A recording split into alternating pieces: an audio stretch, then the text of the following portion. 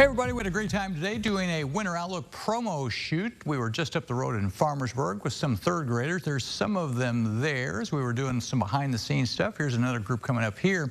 They were great to work with, and look for them because they're going to be the stars of our Winter Outlook commercial coming up soon. Our creative services people here are putting it together. There's the students. So again, thank you those third graders up here in Farmersburg. Had a great time today, and they will be in our Winter Outlook promo coming up here probably in the coming days, I imagine, as the Outlook itself will be coming up pretty soon. As a matter of fact, we're less than 2 weeks away. Tuesday, November 21st at this time, 6 o'clock Eastern, we'll have the complete winter weather outlook. All right, here's our winter weather folklore. This one's a common one. The darker the woolly worm, the more severe the winter will be. If you're going to be out in the next few days, out and about, check this out. You'll see some of them out there. The darker the woolly worm, usually, the more severe the winter will be. At least that's the way the folklore goes. I did want to show you this. Burn bans. We had one last night, which was Clay County, Indiana. Now Vigo County has followed. We'll probably see others added to this because of the very dry conditions that we have out there. So Vigo and Clay County now under burn bans because of the dry weather. The drought monitor came out today, and those two counties, along with a lot of others, all this shaded area here, remain under a moderate drought status. And I just don't see much rain probably for the next week.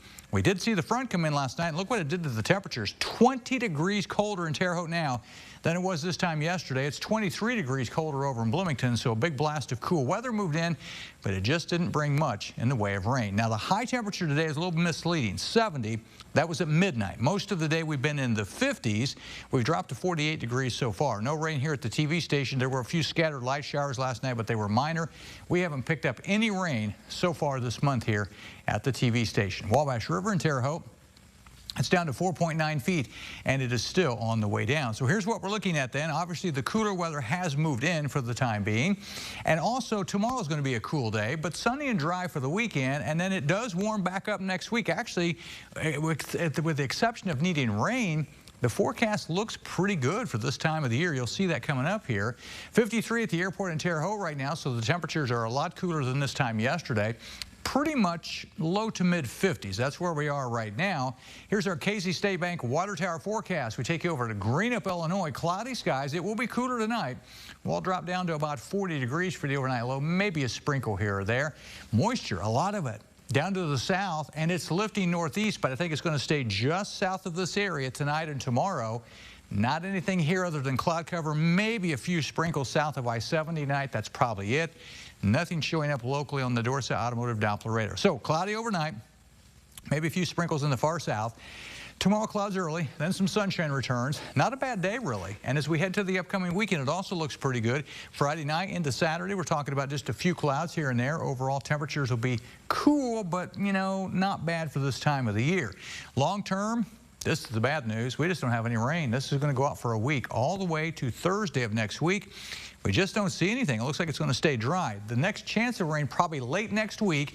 Watch the clock up here. About the 17th into the 18th, showers, maybe even some thunderstorms are possible. So we'll keep an eye on this one, and then it moves on. And I do think the second half of the month probably going to be a whole lot more active. Temperature-wise, you can see the cooler air moves in, then it will leave and go back to the north, and it actually looks like a pretty warm period settling in once we get past the upcoming weekend. Longer term, we are talking above normal temperatures, 17th to 23rd. But also during that time period, we could see a change, possibly getting into some wet weather after the middle of the month. Forecast for tonight then goes like this. Cloudy skies, maybe a few sprinkles in the south, 40 for the low. During the day tomorrow, some clouds early, then some sunshine. Daytime high tomorrow, really not bad. Highs near 60. And then after that, weekend itself looks pretty good. A lot of sunshine. It will be just a little cooler, though, with highs in the 50s to near 60. But then we're back in the mid-60s, even close to 70 1 week from today. That's your forecast. Sports coming up right after the break.